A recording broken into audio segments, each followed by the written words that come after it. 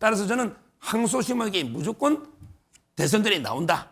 근데 문제는 이제 그 판결에 또 불복할 수가 있잖아요. 예. 그러면 상고 기한이 일주일이거든요. 요걸 끄는데 문제는 상고 이유서를 20일 내에 보통은 내는데 근데 상고 이유가 없잖아요.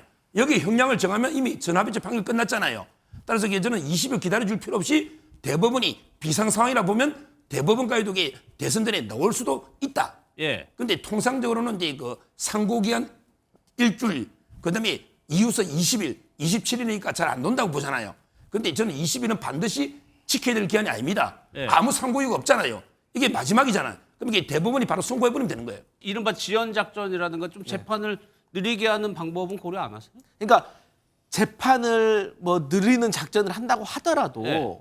그것은 그런 것까지 통상적으로 감안을 했을 때 어떻게 30일 만에 이게 대법원에 다시 유죄 확정이 되겠냐라는 건데 지금 일간의 보수 뭐 유튜버라든지 보수 측 인사들, 보수 법률가들 또 우리 서정욱 변호사님도 방금 말씀하시잖아요. 네. 이게 뭐 통상적이지는 않지만 물리적으로는 가능하다고 지금 주장을 하잖아요.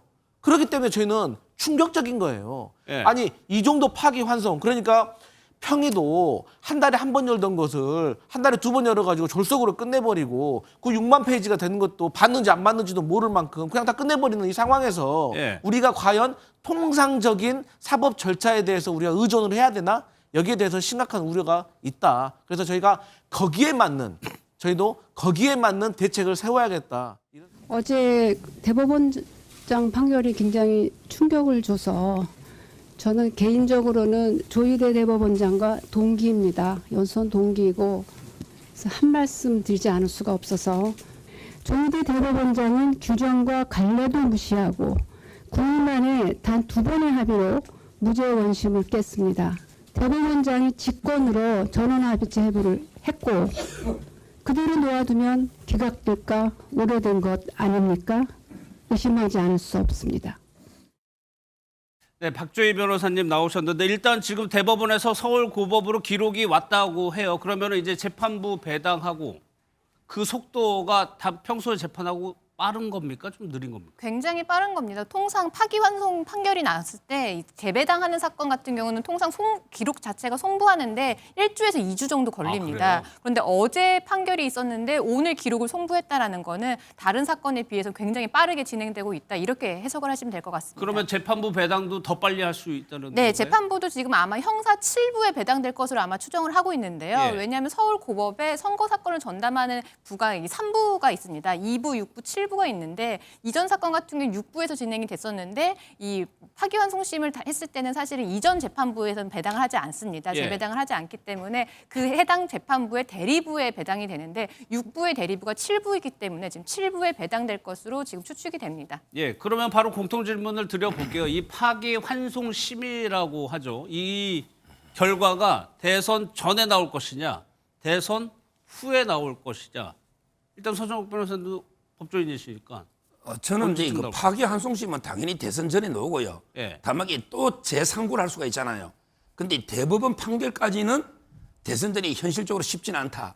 이렇게 보고 있는데 그러니까 확정 판결은 힘들다. 예, 또 대법원에 오심제가 되는 거예요, 오심제가. 예. 그러니까 이번에 오늘 기록 돌려받았잖아요. 그러면 이게 아마 바로 부가 오늘 지정된단 말이에요. 예. 그러면 이게 바로 이재명 대표한테 특별 송달을 한다고요. 예를 들어 국회의원회관이나 당대표실로 인편으로 갖다 주면 돼요. 예. 폐문부제라 안 받았더라도. 그리고 이게 항소심은 항소 이유서를 낼 필요가 없어요. 파기환송이기 때문에 새로 낼 필요가 없죠. 예. 그다음에 선거법은 기일 저정에 한 번 안 놓으면 그다음에 골석 재판할 수 있다고 법에 돼 있습니다. 아마 이게 이재명 대표가 한 번 안 놓겠죠. 예. 다음 주에 기일 정하면 그러면 이게 바로 그냥 2, 3일 뒤에 정해서 양형만 하면 되는 거예요. 예. 유무죄를 이게 판단할 필요가 없죠. 따라서 저는 항소심에게 무조건 대선전이 나온다. 근데 문제는 이제 그 판결에 또 불복할 수가 있잖아요. 예. 그러면 상고 기한이 일주일이거든요. 요걸 끄는데 문제는 상고 이유서를 20일 내에 보통은 내는데 근데 상고 이유가 없잖아요. 여기 형량을 정하면 이미 전합의체 판결 끝났잖아요. 따라서 저는 20일 기다려줄 필요 없이 대법원이 비상 상황이라 보면 대법원까지도 대선전에 나올 수도 있다. 예. 근데 통상적으로는 이제 그 상고 기한 일주일, 그다음에 이유서 20일, 27일이니까 잘 안 논다고 보잖아요. 근데 저는 20일은 반드시 지켜야 될 기한이 아닙니다. 예. 아무 상고 이유가 없잖아요.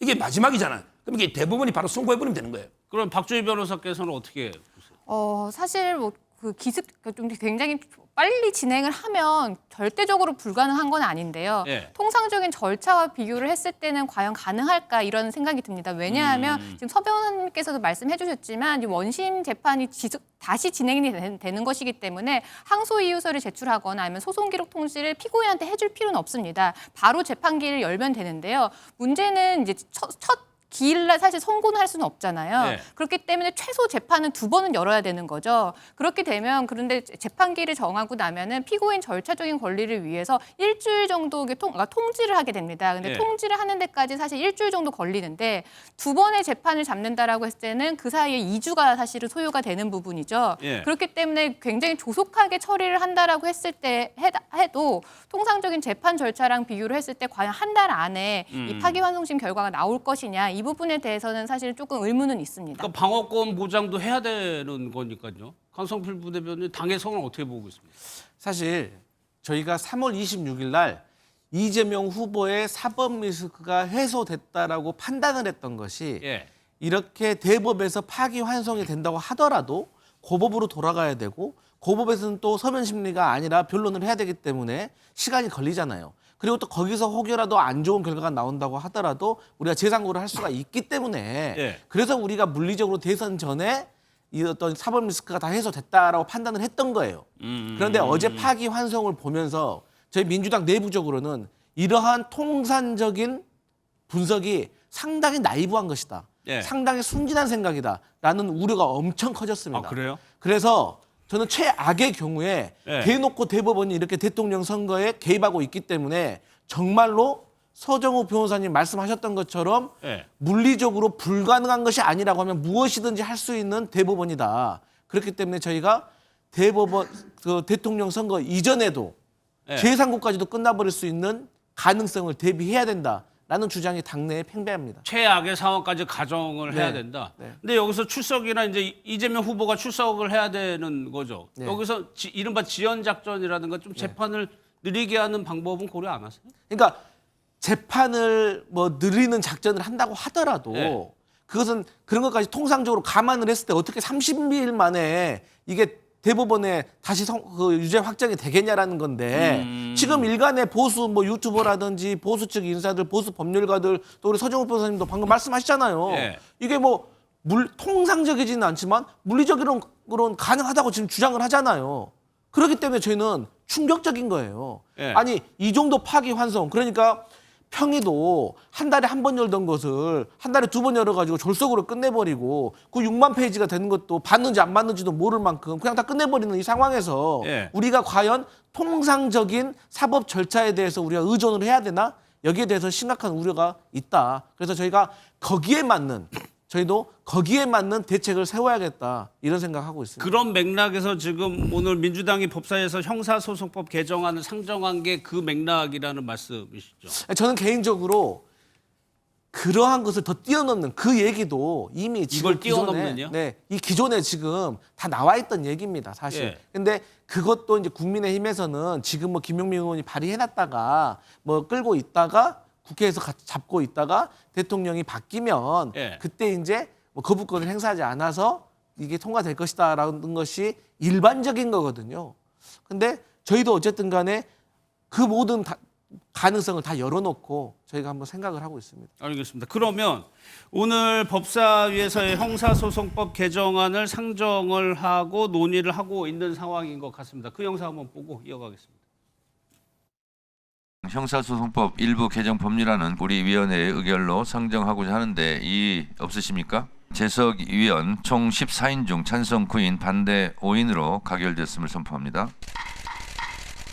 이렇게 특정한 후보를 위해서 법률까지 개정하는 것이야말로 이거 북한의 김정은 체제나 볼 수 있는 거 아닌가요? 이 개정안 내용은 박주희 변호사님이 좀 설명을 해주세요. 대통령이 되면 이 재판 절차가 중단시키겠다는 겁니까? 어떤 내용입니까? 네, 지금 사실 문제되고 있는 것 중에 하나가 이 헌법에 있는 대통령의 불소추 특권이거든요. 근데 거기에 소추에는 기소만 해석이 되는 거냐, 포함이 되는 거냐, 아니면 기소와 재판 절차까지 모두 포함이 되는 거냐, 이 부분이 논란이 있는데 이걸 정리하겠다라고 지금 형사소송법을 개정을 하겠다라는 겁니다. 예. 아예 형사소송법에 이 현직 대통령에 대해서는 이 재판 절차를 중지하겠다라는 규정을 중지한다는 규정을 넣어서 예. 이 지금 논란을 해소하겠다라는 거고요. 두 번째는 허위사실 공표죄 부분에 대해서도 지금 삭제를 하겠다라는 사실은 입장이라서 지금 형사소송법 오늘 이 개정안 발의된 거 포함해서 아마 허위사실 공표죄 부분에 대해서 또 개정안이 발의하지 않을까 그렇게 예상이 됩니다. 예. 재직 동안에는 재판이 정지가 되고 허위 사실을 명확히 구정, 공표죄를 삭제하고 이런 개정안들을 이제 추진하고 있는 상황인데 만약에 지금 민주당에서는 네. 실제로 형사소송법 개정안을 본회의 통과시키겠다는 의지가 강한 겁니까? 네, 저희는 그런 의지가 그럼 강한 시점은 언제쯤이에요? 그 시점에 대해서는 현실적으로 가능한지에 대해서 방법론에 대해서 좀 고민을 해봐야 됩니다. 예. 그러니까 이제 어쨌든 대통령 권한대행이 국회에서 우리가 지난 윤석열 정부 3년 동안 봤지만 저희가 국회에서 통과시키면 뭐합니까? 다 거부권으로 막혀버리잖아요. 그렇기 때문에 저희가 이 거부권을 상쇄할 수 있는 방법이 무엇인지에 대해서 현실적으로 좀 고민을 해야 되는데 예. 사실 저 법안을 국회에 통과시키기 전에 공직선거법 264조에 보면 당해 선거에 무효형을 받으면 벌금 100만 원 이상을 받으면은 그것은 당해 선거에 해당이 된다라는 조항이 있습니다. 그 말은 무슨 말이냐? 과거 2010년도에 화성시장 사례가 있어요. 예. 이 화성시장이 2010년도에 시장직에 당선이 됩니다.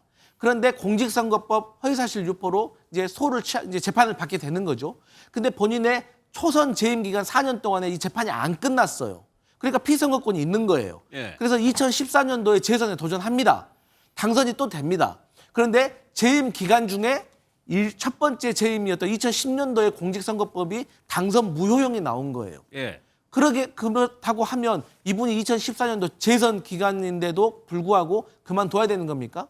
아닙니다. 지금도 시장직을 유지하고 있습니다. 예. 그렇게 따져본다면 이재명 후보도 지난 대선에 있었던 일이고 지난 대선에 한해서 당선 무효형이 나온다고 하면 예. 그게 피선거권을 가지고 있는 상태에서 대선에 출마해서 대통령이 됐다면 그것은 과거의 일이기 때문에 대통령직을 계속 수행할 수 있다는 게 공직선거법 264조의 내용이거든요. 예. 그리고 이걸 따지지 않 짧게. 그렇기 그렇게 때문에 이제 뭐 입법권을 행사한다고 그런 이유로 해가지고 할 수가 있지만 혹시 당에서 역풍 우려하는 목소리는 없습니까? 그러니까 저희가 고민하고 있는 거예요. 네. 그러니까 이러한 부분을 추진하기 전에 국민적인 정서도 저희가 한번 점검을 해야 될 필요가 있지만 제가 앞서서 말했잖아요. 예. 근데 웃긴 게 뭡니까? 대법원은 이렇게 졸속으로 이재명 후보에 대한 파기환송을 내리면서 국민 정서 감안했을까요? 역풍 생각했을까요? 저는 안 했다고 생각해요. 왠 줄 아세요? 그만큼 간절하면 그렇게 되는 겁니다. 그렇기 때문에 그럼에도 불구하고 저희는 정치 집단이기 때문에 네. 과연 이렇게 우리가 행동을 했을 때 국민들이 이해를 해 주실까?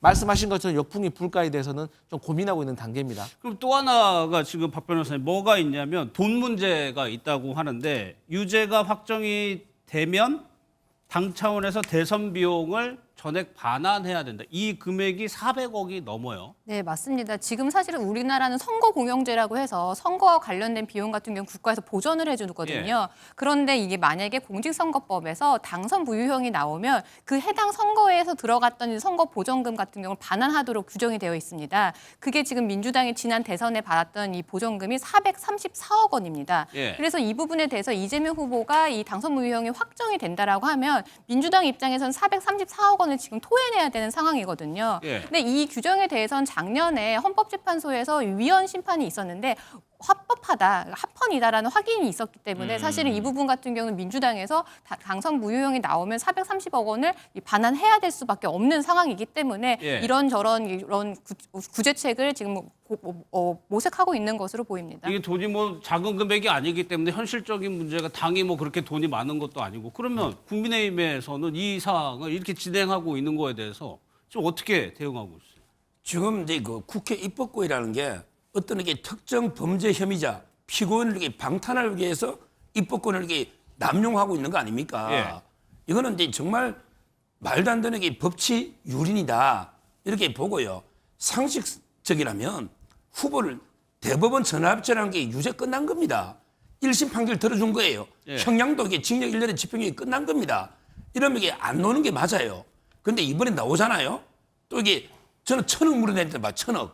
왜요? 저번에 434억 물어내야 되고요. 이번에 또 나라에서 보조받을 거 아닙니까? 근데 이번 선거도 재선거에 되면 무효가 되거든요. 예. 그러면 그것도 반환해야 되잖아요. 1,000억이라고 저는 봅니다. 법리적으로. 그것도 따라서 설 변호사님 생각이시죠? 아니 저번 434억은 이설이었고 예. 근데 이번에도 국고 보조가 한 500억 가까이 나올 겁니다. 근데 결과적으로 이 부적격자가 피선거권이 없는 사람이 나온 거 아닙니까? 예. 따라서 저는 지금이라도 이 후보를 왜 대법원에서 5월 1일 했겠습니까? 10일이면 후보 교체하는 시간 충분하거든요. 끝까지 고집을 피워서 막 날짜 싸움 하듯이 재판 중단하고 뭐 별의별 벌 만들어서 이래 하면요. 국민들이 어떻게 보겠습니까? 지금이라도 이 후보 바꾸는 게 맞아요. 근데 방금 말씀하신 것처럼 대법원이 민주당에게 선수 교체할 시간을 주기 위해서 5월 1일 날 지금 선고했다고 하잖아요. 이게 대법원의 대통령 선거 개입했다는 증거예요. 아니 본인들이 중앙선관위도 아니고 본인들이 정당도 아닌데 본인들이 본인들이 변호사님 개인 생각이니까. 개인 생각이세요. 그런데 그런 논리로 또 따지잖아요. 그러면 아니 파면된 대통령 때문에 조기 대선이 열려가지고 국민 열세 4천억이 지금 투입되게 됐어요. 그러면 국민의힘도 여기에 대해서 배상해야 되는 거 아닙니까?